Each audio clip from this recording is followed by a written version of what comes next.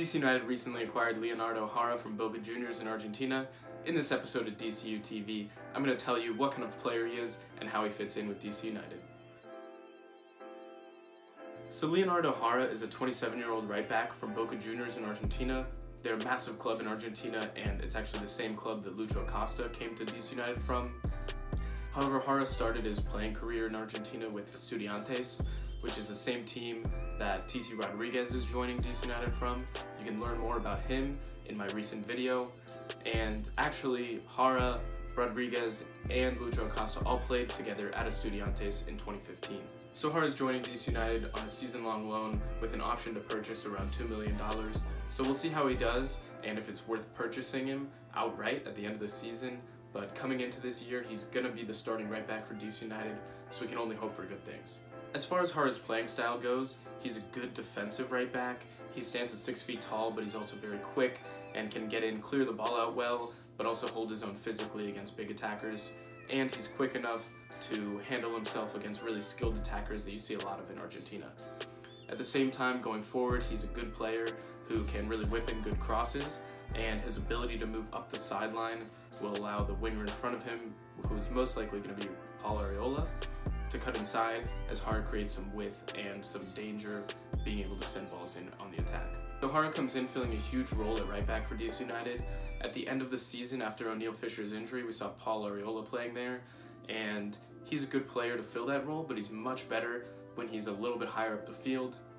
And so with O'Neal Fisher out for at least the first few months of the season, returning from his knee injury, Jara comes in and he's able to fill that right back spot really well. He should be the starter from the start of the season on, and we'll have to see how he does. But I'm pretty optimistic that he can really settle into that spot well. He played with Boca Juniors in the Copa Libertadores final, which is a massive game. If you didn't see it, he did well in that first leg, and then came on as a sub in the second leg, which Boca Juniors ultimately lost. DC United has other options at right back from Akeem Ward and Chris Odoyacham, but both of these guys are far less experienced professionally and don't have as big of a skill set or as strong in any field as Jara has, so he's really coming in as the predominant favorite to start and maintain that role. His connection with Titi Rodriguez and Lucho Acosta is going to be something that we're really going to look out for on the field, because knowing two players from his home country, as well as having a preseason to be acquainted with the other players on the team, he should be really well set to fit in with the team, get going on a really quick start, and hopefully make a big contribution. So personally, I don't see too much more here to say about Leonardo Jara.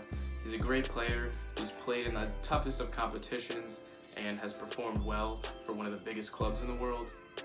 So I think that this loan option that DC United has with him should go well, and they should strongly consider this purchase option for a good price, around $2 million. We'll have to see how this season turns out, of course, but I'm very optimistic. I'm looking forward to seeing him on the field at Audi Field on March 3rd. There you have it. If you like this video about Leonardo Jara, comment down below and let me know what you think, what your expectations for him this year are, and let me know what you want to see going into this new season. It starts in less than a month, and I could not be more excited. I hope you guys are too.